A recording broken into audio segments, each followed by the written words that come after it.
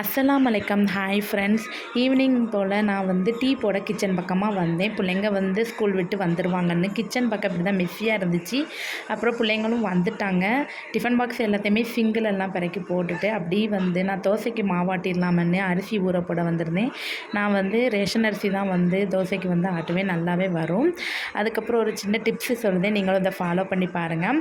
உளுந்து நம்ம ஊற வைக்கும்போது ஊற வச்சுட்டு அப்படியே வந்து ஊறுறதுக்கு ஒரு கிட்டத்தட்ட 3 மணி நேரம் உளுந்து ஊறினா போதும். அதுக்கு மேலே வைக்க வேண்டாம், இல்லைன்னா மாவு வந்து பொங்காது. நம்ம கிரைண்டரில் மாவு ஆட்டும் போது கிரைண்டர் வந்து சூடாக ஆட்டுச்சுன்னு வச்சுக்கோங்களேன், மாவு வந்து அந்தளவுக்கு பொங்காது. நீங்கள் ஊற வைக்கும் போதே ஃப்ரிட்ஜிலே வச்சுட்டிங்கன்னா ஊறியும் வந்துடும், நல்லா சில்லுன்னு இருக்கும். அதுக்கப்புறம் நீங்கள் மாவு அரைச்சிங்கன்னா சூப்பராக வந்து மாவு பொங்க இருக்கும். இட்லியுமே நல்லா பஞ்சு போல் வரும்.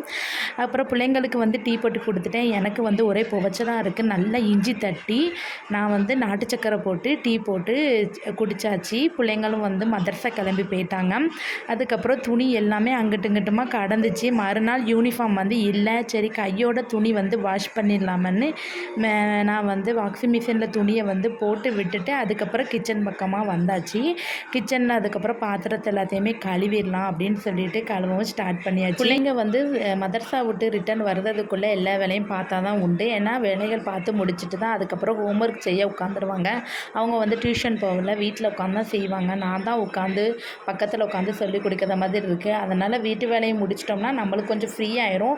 அதுக்கப்புறம் நம்ம பாத்திரம் எதுவும் சிங்கிள் எதுவும் கடந்து பெண்டிங் வேலை இருந்துச்சுன்னா நம்மளுக்கு வந்து பிள்ளைங்களுக்கு ஹோம்ஒர்க் சொல்லி கொடுக்க ரொம்ப வந்து எரிச்சலாக இருக்கும். ஏன்னா நம்ம கிச்சனில் சீக்கிரம் வேலையை முடிக்கணும், வாஷ் பண்ண துணி எல்லாத்தையுமே காய போடணும். இதுதான் மைண்ட் செட்டில் இருந்துச்சு. சீக்கிரம் முடித்தா தான் பிள்ளைங்களுக்கு கொஞ்சம் ஃப்ரீயாக உட்காந்து மனசை ரிலாக்ஸாக உட்காந்து சொல்லிக் கொடுக்க முடியும்.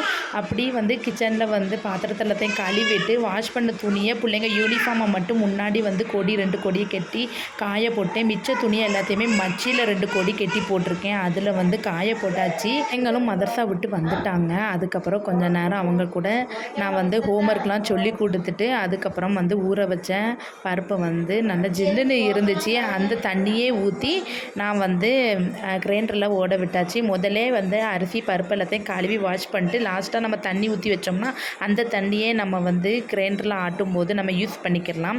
மாவுமே சூப்பராக பொங்க வந்துச்சு. வரைச்சிட்டு கையோடு அப்படியே கிரைண்டர் எல்லாத்தையுமே சுத்தமாக கழுவி வச்சாச்சு. அங்கங்கே மாவு தெரிச்சிருக்கும், அதை கையோடு க்ளீன் பண்ணால் தான் உண்டு. மறுநாள் செய்யலாம் அப்படின்னு போட்டோம்னா ரொம்ப காஞ்சி போயிடும். அதுக்கப்புறம் நம்மளுக்கு தான் க்ளீன் பண்ண கஷ்டமாக இருக்கும். இன்றைக்கி பிரேக்ஃபாஸ்ட்டுக்கு பிள்ளைங்களுக்கு பிடிச்ச மாதிரி இட்லி மாவு அரைச்சி வச்சாச்சு. அப்புறம் எல்லா வேலையுமே முடிஞ்சிட்டு இன்னும் ஒரே ஒரு வேலை பெண்டிங் வேலை இருக்குது. நைட்டு டின்னர் மட்டும் செஞ்சு கொடுத்துட்டோம்னா பிள்ளைங்க சாப்பிட்டு நிம்மதியாக தூங்கிடுவாங்க. இன்றைய டே எனக்கு இப்படி தான் போச்சு ஃப்ரெண்ட்ஸ்.